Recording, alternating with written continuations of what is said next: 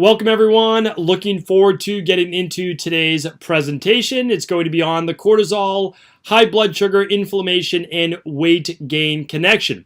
So really what we're going to look at is how the total body systems work, how they're connected, and how each one affects another. So once you begin to understand that, you can see why there are root causal based issues, and you have to start to dig a little bit deeper, peel back that onion in order to figure out what the true imbalances are within the body. That way there, we're no longer masking symptoms or trying to do specific anti-inflammatories, specific weight loss plans, etc., but rather getting the body back into balance. So looking forward to getting into today's presentation. We're going to go over and really kind of pick apart and discover today how stress causes inflammation and sets off the dis-ease cycle of the body. Losing weight has much more to do beyond just the typical modality and thought process of calories in, calories out. We work with many people who are eating only 800 calories a day when they come to us, and they're still not losing weight. So clearly, it's not just a calories in, calories out based issue. How chronic low-carb dieting can be disastrous in the long run for your health, for your hormones, and for your overall metabolism. And how stress affects metabolic hormones that goes beyond just blood sugar and insulin and lowers your metabolic rate. So we're looking forward to really diving into this today. I'll just give you a brief overview of my background if you're not familiar with my work. Around 17 years old, or at 17 years old, I suffered from a life-altering illness. It was actually multiple illnesses. It was later discovered after 2 years of going from doctor to doctor, specialist to be Addison's disease, type 2 diabetes, rheumatoid arthritis, myalgic encephalomyelitis, and a few other big medical terms that we like to throw around, which again, as you're going to see in this presentation, is simply a set of symptoms that we give a name. And so that's why I suffered for many, many years with these symptoms and just being given medication without looking at what would the root causes be for someone to end up with autoimmune issues, blood sugar issues, and Addison's disease. And so once I discovered the homeostatic systems that create this in the body, I was able then to piece this together, and that's what I want to teach some of you today. So I found my answers. It wasn't just me, of course. I had great mentors and went back to school, traveled all over the world, did internships in India and China and Sri Lanka and over in Europe and, of course, the United States. Since my time in this health and fitness field, my team and I have completed over 250,000 appointments that I've overseen, and myself somewhere around 35, 40,000 of those one-on-one appointments. We now operate one of the largest functional medicine virtual practices in the world. We see people all over the world, and we're able to help them out literally just over Skype. So it's pretty fantastic. It's a great thing to be able to do now that we have this technology that allows us to simply share labs right over Skype and be able to give people full protocols. So now my work is predominantly to teaching. We just opened just a couple months ago, and we have close to 1,000 health coaches and practitioners in our integrative health practitioner course. Course is simply for those people that want to learn more about their health, take their health to the next level. And then we have a certification for those people that are maybe already in the health field, looking to take their knowledge to that next level as well, to be able to serve others or become a certified health coach. So that is what I do in a nutshell. And I'll give you this at the end, but I just want to let you know, for a lot of people, again, I'm going to go over this at the end, but a lot of people like to print out the slides and follow along, so I figured I'd give them to you in the beginning as well. Just go to my website, which is stephencabral.com/BRMI, and you'll be able to download the PDF of the slides. And questions, go to brmi.online/contact. This presentation is in conjunction with the Bioregulatory Medicine Institute. I'm an advisory board member there. It's a great organization that is there to simply make sure that bioregulatory medicine is not forgot about. It's a practice originating from Germany, a form of medicine, started over 100 years ago, and really holds a lot of the keys to what we'll be talking about today, and something that I did much study on in the past and continue to do to this day. Okay. So let's get started. So I want to go over how stress causes inflammation and weight gain despite diet. So today's not going to be about calories in, calories out. It's not going to be about whole food versus processed food or even nutritional supplementation. All of that's important, all right? All of it is important. But today we're going to go through the systems of the body in a very understandable manner so that you can really realize that despite your best efforts or despite your client's best efforts or friends or family or coworkers, remember, you want to be able to share this information with anyone out there. Despite anyone's best efforts, sometimes diet is not enough, and neither is exercise, right? And you can't just say, oh, well, now I'm at 800 calories a day, so I'm going to go try to burn, 500, 600, 1,000 calories. All of that is going to eventually backfire as well. You can only push the body so hard, and which is causing more stress. So let's talk about that now. All right. So one of my favorite things to talk about is called neuroendoimmunology. Now, again, it's one of those medical terms that seems really complex, but it's not. I just broke it down here. So neuro stands for the nervous system, and it is a stressor on the body. Endo, we're going to stand for endocrinology or hormones, and then the immune part, immunology, is the immune system or inflammation, what the immune system can cause. All of this leads to blood sugar dysregulation, all three parts. So we're going to talk about that today, and the blood sugar will be a big part of the stress and the weight gain-based conundrum. All right, so we're going over how the nervous system affects the endocrine system, the hormones, which then affects the immune system, causing inflammation. So stress imbalances hormones, which causes inflammation. All right, so really key factor. Stress imbalances hormones, causing inflammation, which can then cause all sorts of issues in the body. And let's break that down now. So let's go over your nervous system. This is going to be about just a 30-minute or so presentation. And I really feel like by the end of it, you'll understand your body at a deeper level, and you'll know what to do at a much deeper level as well. And at the end, I'll give you some at-home tests that you can do, super simple to do as well. All right. So your nervous system, this is a great photo there, and I know that my video is covering the bottom right, but again, you can download the slides if you'd like. For anything you're missing on the slides, putting my video has to go somewhere on the screen. So your body is literally wired, and this is a nice photo of your nervous system. And this was actually taken at an exhibit, I think it was a Body Worlds exhibit, showing how the brain stem connected to that spine has all of the different nerves running off of it. So the brain innervates the nerves. That's why if this part feels like there's stress, well, it sends that signal to the rest of the body.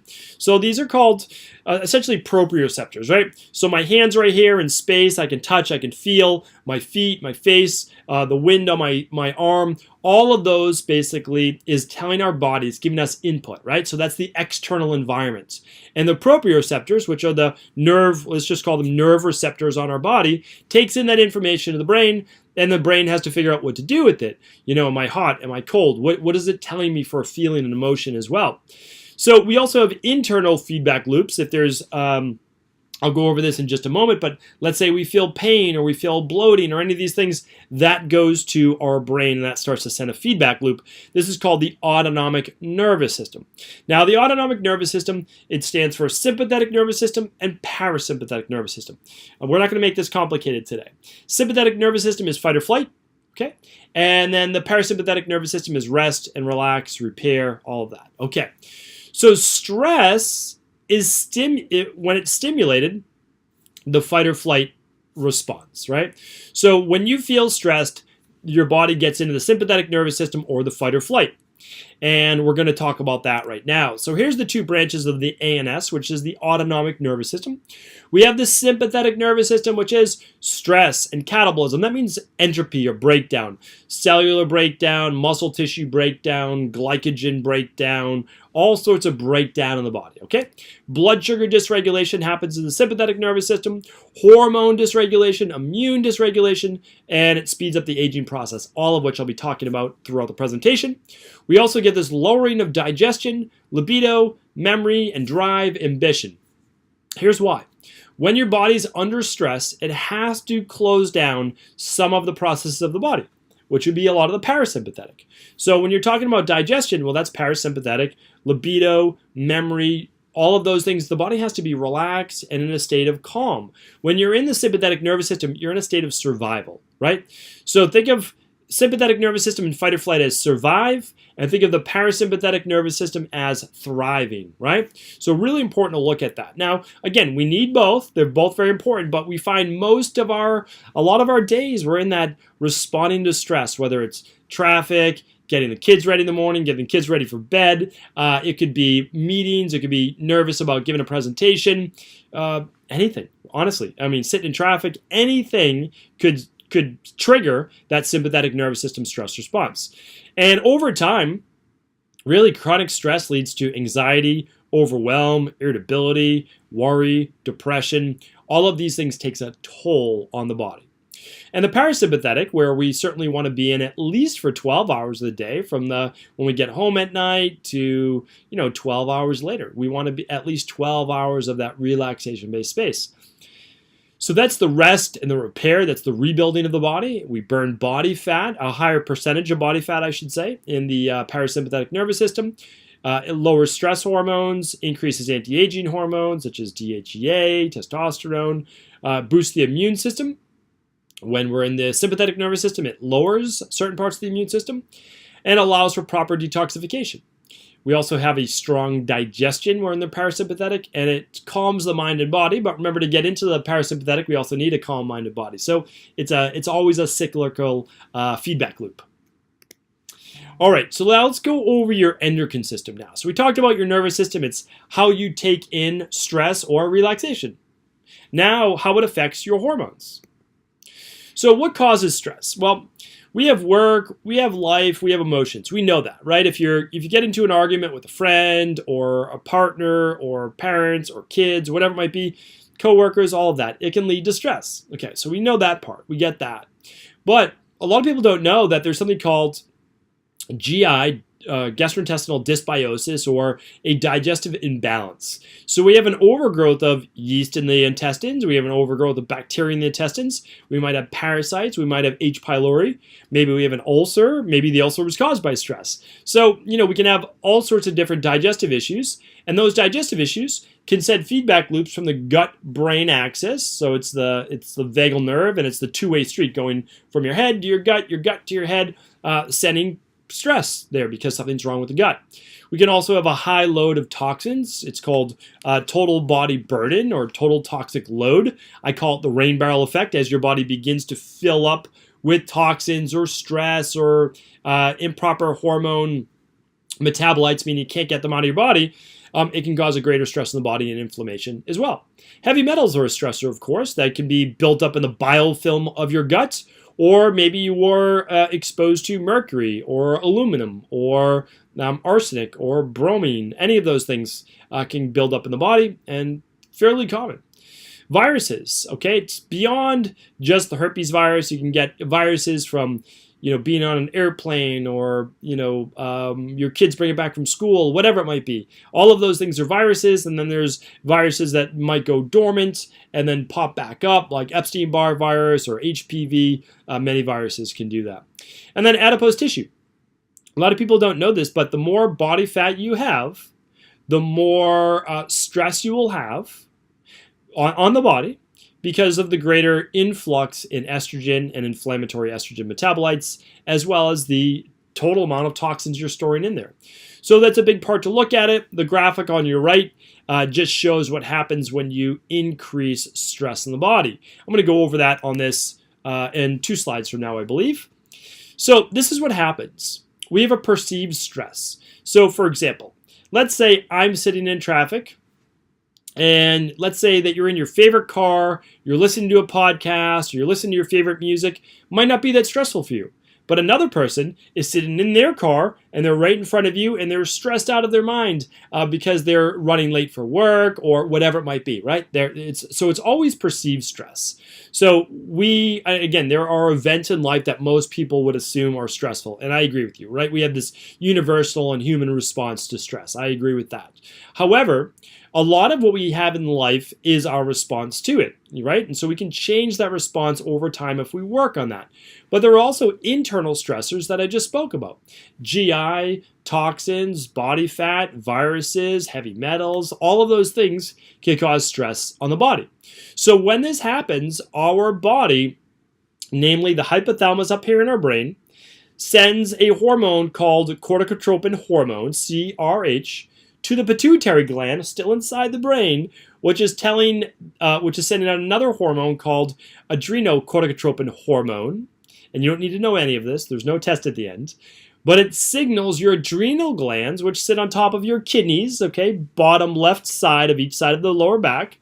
It signals your kidney, right on top of the kidneys, which are your adrenal glands, little walnut or pyramid-shaped gland, to produce norepinephrine or adrenaline, you can think of it as. Now, when you produce adrenaline, I want to show you what happens. So we'll talk about how cortisol gets produced as well from the same adrenal glands, just a different part of the adrenal gland called the adrenal cortex. So I want to look at this. Short and long-term stressors. Think about this. When your body produces that norepinephrine or adrenaline, it's called catecholamines. And again, you don't need to know what that is, but just think, when you get stressed, your body increases heart rate, it increases blood pressure. It starts to convert liver-stored glycogen in the liver to glucose, so that's going to go into the bloodstream. We'll talk about that in a moment. It opens up and kind of dilates your lungs, the bronchioles in your lungs. It can also increase overall blood flow and increase body temperature. It can make the hands and feet sometimes a little colder because it's increasing core temperature or muscles that you'll need to use for fight or flight, running away. And in the short term, it increases metabolic rate. But in the long term, with what's called glucocorticoid production or cortisol, we start to get we start to retain water. One of those reasons is we start to produce more of a hormone called aldosterone. This is more short to midterm because chronic stress, you start to deplete or not able to produce the same amount of aldosterone. But you can start to feel swelling, right? So a lot of people, when I talk about, if they're gaining weight, they're swollen. A lot of times it's not even a lot of body fat. There's body fat there, sure, but a lot of it is massive water retention from stress and inflammation. Blood pressure can go up. Dysregulation in blood sugar overall. We can get a decrease in thyroid. We can get a decrease in overall adrenal-based function. Really, that increase in anxiety and worry, and start to just really knock down DHEA and a lot of those pro-hormones needed for anti-aging. So it's super important to look at this because stress will dysregulate your hormones, right? And it will start to cause very predictable things. Weakened digestion, more worry, more stress, insomnia, sleep-based issues, lower thyroid, poor circulation, leading to things like Raynaud's. So you have to understand is all of this is very predictable. And so when you see a practitioner who works on these types of things, they can start to work backwards with you. And again, you should be able to figure this out and learn a lot of this on your own. That's why we do so much teaching here as well. All right. So now we talked about the nervous system. We talked about your hormones. Let's talk about how it affects your immune system, and we'll go into the inflammation right now. Okay. So this is what happens to your body under stress. And I did a podcast on this. It's just stephencabral.com/1166. I'll link up a lot of these podcasts today as well with the show notes or with the podcast slide notes. So what happens under stress, again, your body can't do everything. So what happens is you start to lower your first line of defense, which is like your mucosal defense. So everything around your nasal passages, sinus, down the esophagus, and then around the intestines. So we call this the mucus-associated lymphoid tissue, or the MALT, and it contains our immunoglobulin A's, and that basically is first line defense against viruses and colds and all of those things. So if you find yourself sometimes run down, it can be for this reason as well. We see lowering of DHEA over time. So initially in the alarm stage of stress, we have high cortisol. Of course, we have the high norepinephrine. We have high DHEA. Sometimes we even see we see all hormones high. High testosterone, high estrogen, high progesterone. Well, over time, because you can test this on a saliva-based test, you actually see the cortisol will stay elevated, but DHEA will start to falter and fall. Progesterone will start to falter. Estrogen will still stay high, leading to estrogen dominance in women, which no woman wants for sure. And then after that, we start to see cortisol start to go lower in the morning. It will still stay elevated later at night, which means that you're tired in the morning, you can't fall asleep at night, and you're just basically getting run down, no longer have that drive, ambition, libido, endurance, stamina, strength, any of those things, because your body's been under chronic-based stress. Again, very predictable when you know what to look for. When I was 17 years old, my doctors didn't know what to look for. And because of that, it was many years of having to rebuild, and well, not rebuild, I had to figure out first what was wrong. So this was taught to me many years ago. I'm trying to pay it forward and teach it here today. So, increase in pro-inflammatory cytokines, that basically means that when your body's under stress, your body produces, there's certain immune cells that get activated. And those immune cells can produce cytokines, histamines, other inflammatory-based agents where you start to feel inflamed. I'll talk about that in a moment. Let me talk about it now. So what happens is, think about this. You get an injury, let's say you get hit in the arm playing basketball and your friend elbows you. Okay, you start to see that area swell a little bit. Well, there's more increased white blood cells to the area. Along with that comes water, fluid retention. There's more nutrients being brought there. There's tissue damage, which is being broken down and taken away. So all of that is happening inside of the body. Totally normal. Should be happening. That's exactly what should happen. That's why inflammation isn't always bad. But now if you're talking about systemic-based stress from gut-based issues, work, life, emotion-based stress, viruses, think about the whole body is inflamed. You might feel it, in your elbows. You might get Hashimoto's. You might get rheumatoid arthritis for other reasons as well, having to do with increased intestinal permeability and heavy metals, etc. But you might feel it all over the whole body or very specifically based on your own unique genetics. But remember, there's always a reason why those genetics were allowed to manifest themselves. There's always a reason why. All right, so stress depletes essential minerals and vitamins needed for dynamic equilibrium. Dynamic equilibrium is simply your body's ability to maintain homeostasis. That's it. So it's doing this all day long, trying to teeter-totter to get level. Something else happens, it just brings it back up. That's what's happening all day. You just don't want these huge fluctuations. And that's what we need. We need our vitamins and our minerals and amino acids and essential fatty acids and everything that our body needs in order to do its job. So stress leads to increases in blood sugar. And we talked about that just briefly, but what happens is under stress, your body begins to break down stored sugar that's located right here under to the right side of your rib cage in your liver. It brings that to the bloodstream because it says we're under stress. And remember, under stress, your body can't break down body fat fast enough. Oxidizing body fat is a slow process. It's why it happens more predominantly when you're at a lower heart rate and more relaxed, like in the parasympathetic nervous system to a greater degree. And so when it needs fast fuel, it needs glucose, it needs sugar. So your body will start to break down liver glycogen. And if it goes through all of that, because you're on a super low carb diet, it will start to break down potentially muscle tissue to get glucose or stored glycogen out of there as well. That's why we can't fool our body. Remember, these crash diets, they'll work in the short term, but they never work in the long term. I want you to be careful with them, all right? So stress leads to increases in blood sugar, which leads to an increase in insulin response. What's insulin? Well, insulin is brought into the bloodstream by production from the pancreas beta cells. And what we're looking at here is insulin unlocking the key to all of your cells. Basically, it unlocks the door and it lets the sugar into the cell. That's a great thing, right? So we bring down blood sugar. Well, what happens is that's normal, right? When it's normal. But we should use up a lot of that sugar based on activity. But the problem is when we're under stress, a lot of times we're not doing any physical activity. We're sitting in our car in traffic, getting the kids ready in the morning. We are getting ready to give a presentation at work. We have GI-based issues, and we're inflamed, and we're under stress. And we're producing glycogen and glucose in the bloodstream without us even really wanting to. Like it wasn't our choice, but we're under stress. So what happens is, we'll get to that part in a moment, but insulin, as insulin gets produced because of that blood sugar in the bloodstream, it produces something called interleukin-6 or IL-6, which is an inflammatory cytokine. It's part of what's called a chronic based Th2 part of the immune system. It means that not everyone, but many people under months or years of stress start to shift to more of what's called Th2 dominance. And that's chronic inflammation. It's hypersensitivity to your environment, to allergies, and sometimes you get asthma and you get skin itchiness and all sorts of different rashes and those types of things. And this can all be hypersensitivity to foods and the world around you. Now the problem with it producing more interleukin-6 is that you produce then more stress, more cortisol.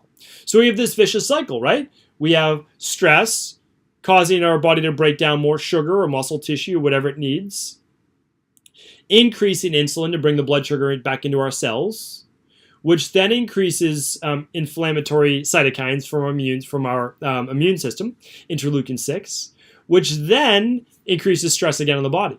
So you can see how it's sometimes so hard to get out of this stress-based cycle. But that is what we must do. But it's also why diet is not going to just be enough. And I wish that it was. I really do. I wish that diet was enough, but it's not always enough. And typically when you've been stressed for a long time, it's simply not. All right, I'm just going to go over this briefly, but again, I did a whole podcast on it. My podcasts are about 25 minutes long. It's a daily podcast. It's called The Cabral Concept. And you can refer to stevencabral.com/998 for an entire podcast on homotoxicology. The reason why I wanted to bring this up is that the Bioregulatory Medicine Institute, and this is a worldwide, basically, Bioregulatory Medicine Institute is in the United States, but this is a worldwide organization, Bioregulatory Medicine. They have typically 2 events a year, one in the US and then the one in Germany that they have, the World Meeting, which is, I believe, the largest of its kind. And one of the things that I'm dedicated to, and Bioregulatory Medicine Institute is dedicated to, is preserving and really getting this information out about homotoxicology. So there's 6 phases of disease pathology. Now, typically, conventional medicine only really recognizes when you have the disease itself. That's the problem, right? So conventional medicine, in my opinion, again, I have no problem, like, I love conventional medicine, and I love that we have it for acute-based conditions. Heart attack, staph infection, you need specific type of surgery. Fantastic that we have it. We need it, and we're very lucky for it. However, if you're someone with a chronic disease, autoimmune condition, anything like that, there's nothing that conventional medicine will do for you to be able to reverse that dis-ease process of the body and go for the underlying root causes. It's just not set up that way. It's not your doctor's fault. That's how the system is. And they're taught the system, and they implement the system. So unless your doctor specializes in bioregulatory medicine as well, which would be finding a needle in a haystack, they're not going to go through this with you. But we know that there's an acute-based phase, so that there's the initial kind of inoculation of when you get whatever this thing is. The heavy metals, the stress, etc. Then it starts to progress, right? And then it becomes chronic, and then we get the degenerative-based phase, and we start to see the phase at which we would then be put on medication. But there's 4 phases leading up to when we would need, or when our doctor would say, oh, there's something wrong with your blood work. Well before things go wrong in your blood work, we're able to detect that in this process, or this study of homotoxicology, which again has been around for about 100 years or so. So it's pretty amazing. You can actually just read the chart yourself. I did a whole podcast on this. This would be a whole seminar as well that I typically do an hour on. But what you're looking at is that you have to understand wherever you're at right now. Think about where you're at right now. And you will go through the chart and you will start to see, oh, I already have fibromyalgia, rheumatoid arthritis, Hashimoto's, MS, Graves, type 1 diabetes, any of those things. Say, okay, I'm at the autoimmune-based stage. That's the 5th stage, right? So you have to understand is that there's 4 stages before that, but in conventional medicine, we wait, right? Not we, but conventional medicine waits for you to get the high RA factor or ESR rates, or they look at your white blood cells, or they look at your hemoglobin A1C, like any of those things. But we know that things happen before that. And so in a natural form of medicine, you're able to catch that in the first 4 phases rather than having to make it cause a disease in your body. But even before that, we can work backwards to heal that body. All right. So this is how weight gain occurs from stress. We went through it a little bit, but I'm going to pull it all together now. So stress causes fight or flight, which is the sympathetic nervous system.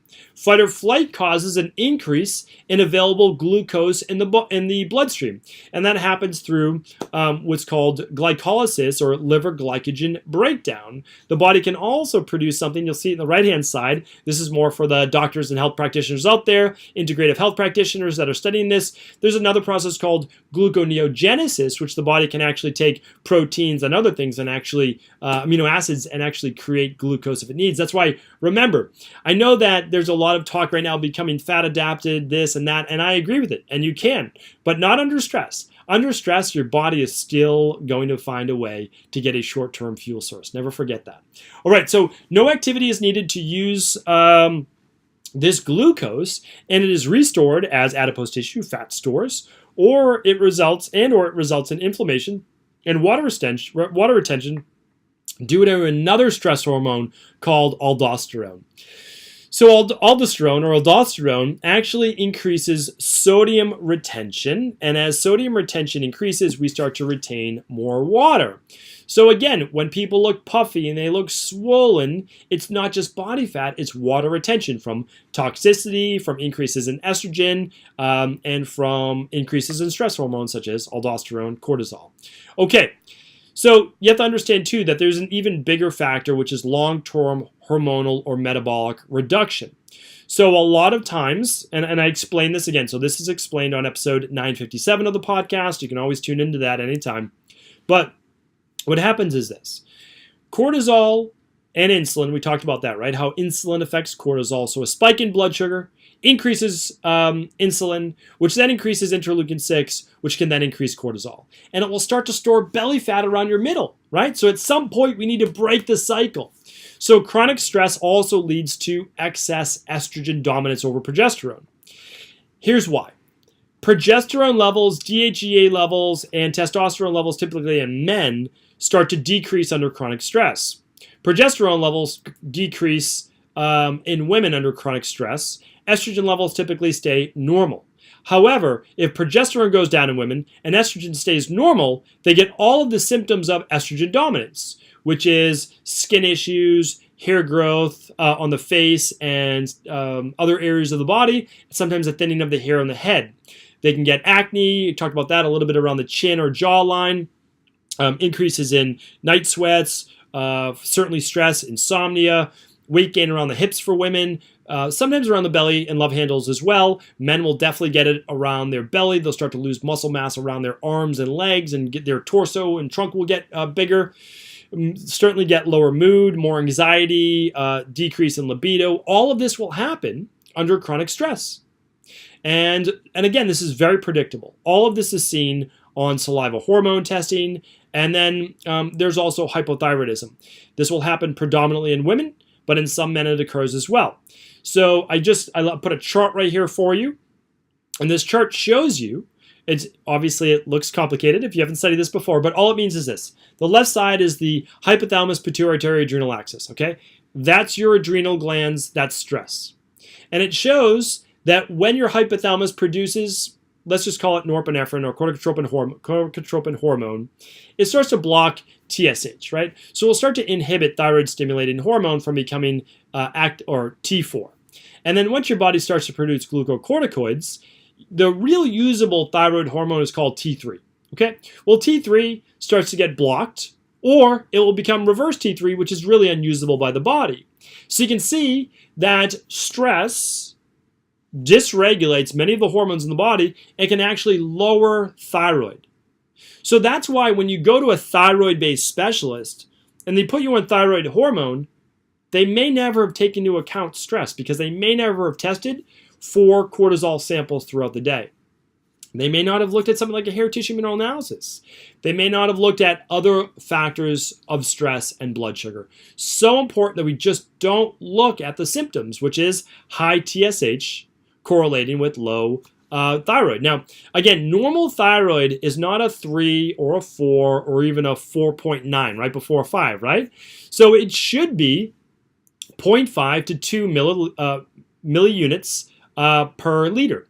So we want to make sure that your TSH is essentially it's 0.5 to 2. That's it. Somewhere in the ones is great. And we have to watch for the lowering of testosterone in men. Remember, you don't just need to give guys testosterone. You need to figure out why their testosterone is dropping in the first place. And we also get this massive depletion in vitamins and mineral reserves that we can see. Vitamins we can see in organic acids test by looking at all the B vitamins and vitamin C. And the minerals we can look at it on a hair tissue mineral analysis. So very simple labs to run, but they'll tell you where you're at in terms of stress response, or how chronic it's been, how long it's been, and where you're at right now in terms of depleted vitamins and depleted minerals. When those vitamins and minerals go down, your stress response goes down as well, because you don't have as much of a buffer. You can't fight back with your body. All right, this is why what you eat matters, but for some patients or clients, it's not just about calories in or calories out. You can't let people tell you that you just need to exercise more or eat less. That's not the smart thing to do in the long run. Of course, if you're eating too much, we need to reduce that. We need to eat mostly whole, we need to eat whole foods, right? We need to eat clean foods. You need to eat lots of veggies, good, healthy, low glycemic fruit. We need all sorts of good food, right? We need all of our macros, protein, carbs, and fat. We don't need to eliminate any one of those. We need all of them, but the right amount of each. So, and although eating whole, healthy foods is essential, it does not fix the stress response. Remember, putting good food in your body helps. No doubt about it. It helps with inflammation, especially if you're eating anti-inflammatory foods, leads to satiation, puts back in more good vitamins and minerals, all of those things. But it doesn't stop the candida, bacterial overgrowth, parasites, H. pylori. It doesn't stop heavy metals, doesn't stop the phthalates, the parabens, PCBs, all of these things that are accumulated in your body, right? It does not stop that. It helps, but it doesn't. That's why it has to go beyond just food. We live in too sick of an environment. Over 77,000 man-made chemicals in the environment. Massive stress all the time. Smartphones, all of these things can cause more environmental estrogen and more stress on us. So all of this is super important to look at. All right, so how do we fix the problem? Well, first check to see if this is happening in your body. Because if this is the cause, you need to know where to start, right? So option one, I gave you basic testing that you can do right at home. So you can look at your resting heart rate. So upon waking, or really just sitting down relaxed, you can use an oximeter, which is just, and again, I have podcasts on all of these things. You can go to stephencabral.com/podcasts, which is all of my podcasts. There's a search bar, and just type in doctor's office, and you'll see how to create your own home doctor's office. These are all inexpensive things. The oximeter, you put on your finger, you can do it upon waking, and you can see what your heart rate is, your resting, your beats per minute, and it should be somewhere in the 50s or 60s. That's it, right? Super simple. You can do your waking body temperature. You can use a simple air-based thermometer that you put in your ear, and you get your reading within 5 seconds. And your body temperature should be somewhere in the 98s. If it's in the 97s or below, that means you have a lowered metabolic rate. You're simply not going to be burning body fat to the same potential that you could be. You might have lower thyroid, and for sure, because it means lowered metabolic rate. Lowered metabolic rate is not about weight gain or weight loss all the time. It's how quickly that metabolism is going.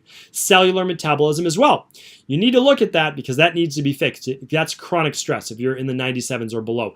Mine used to be in the high 95s or 96s when I had Addison's disease. But again, all of that's gone now. I don't have type 2 diabetes. I don't have rheumatoid arthritis, no autoimmune, no fibromyalgia, no Addison's disease. And these are things that we're told we can't get rid of, right? Well, we can. We just have to look at what's causing them. We don't treat the disease. We don't cure the disease, right? We don't even diagnose the disease, not natural health. What we look at is what are the underlying root cause imbalances that would lead to this disease, because a healthy body, it can't be sick.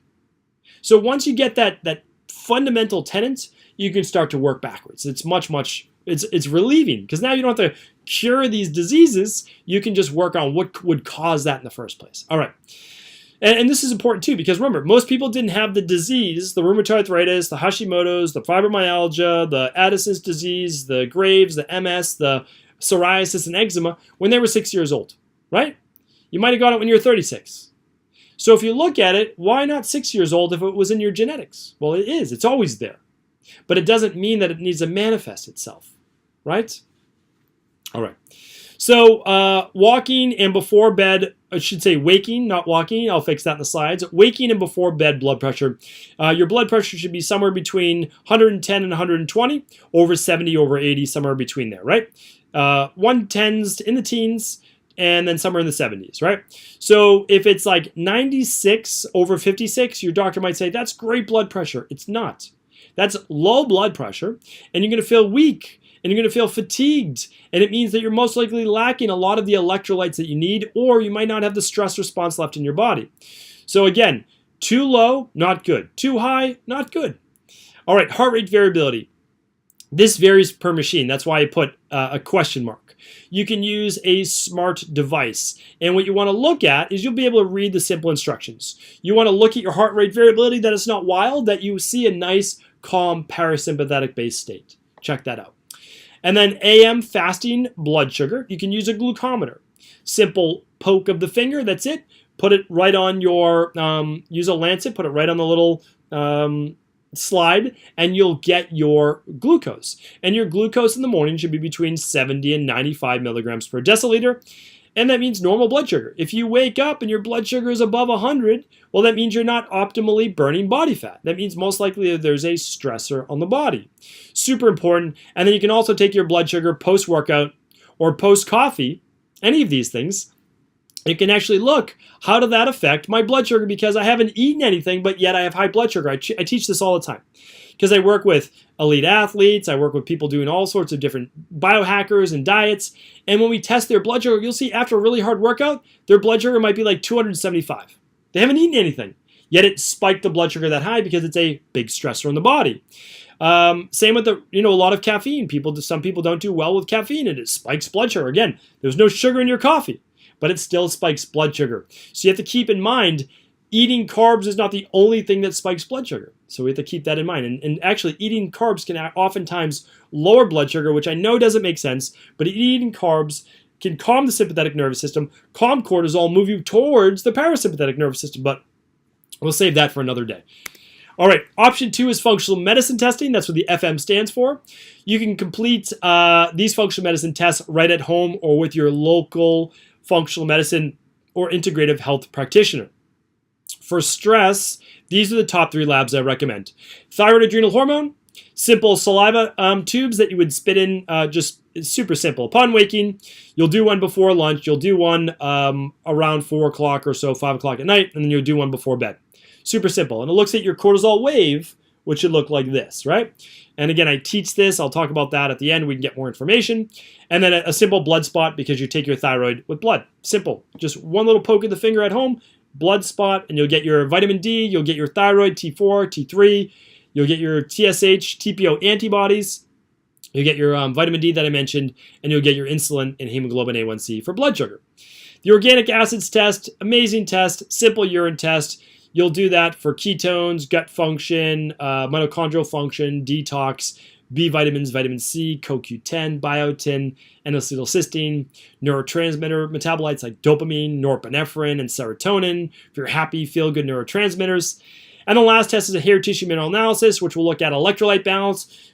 Oftentimes under stress, you'll see super high calcium, magnesium, sometimes just calcium, and then you'll see lower sodium, potassium, which is a chronic stress-based state. All 4 high would be an alarm-based, stage-based stress. It's an amazing lab, and you can look for heavy metals on that as well. All of these labs are available typically with a qualified practitioner, or you can get them right at equilibriumnutrition.com.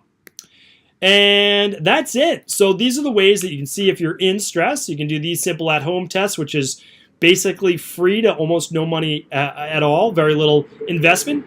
And then we have the functional medicine testing, which is the thyroid adrenal hormone, the organic acids test, the hair tissue mineral analysis. You can download the slides at stephencabral.com/BRMI. And you can also, if you have questions on today's presentation, I'll be answering those on a special podcast. So simply contact, write in your questions at brmi.online/contact. That is the Bioregulatory Medicine Institute, an amazing organization that is dedicated to the teaching and practice of bioregulatory medicine. They do annual events that I recommend checking out. Also, they have a short book on what bioregulatory medicine is all about. So great organization. This presentation is done in conjunction with them, and I'm happy to be a part of their advisory board. They're doing great things. All right. I hope you enjoyed the presentation, and for more information, you can check out my daily podcast at stephencabral.com/podcast. That's called The Cabral Concept on iTunes, Google Play, etc. My book is called The Rain Barrel Effect, where I go into all of this in depth. At-home lab testing, you can get that at equilibriumnutrition.com. To take the Integrative Health Practitioner course or certification, you can go to integrativehealthpractitioner.org. And for the Bioregulatory Medicine Institute, for lots of great information, check that out at BRMI.online.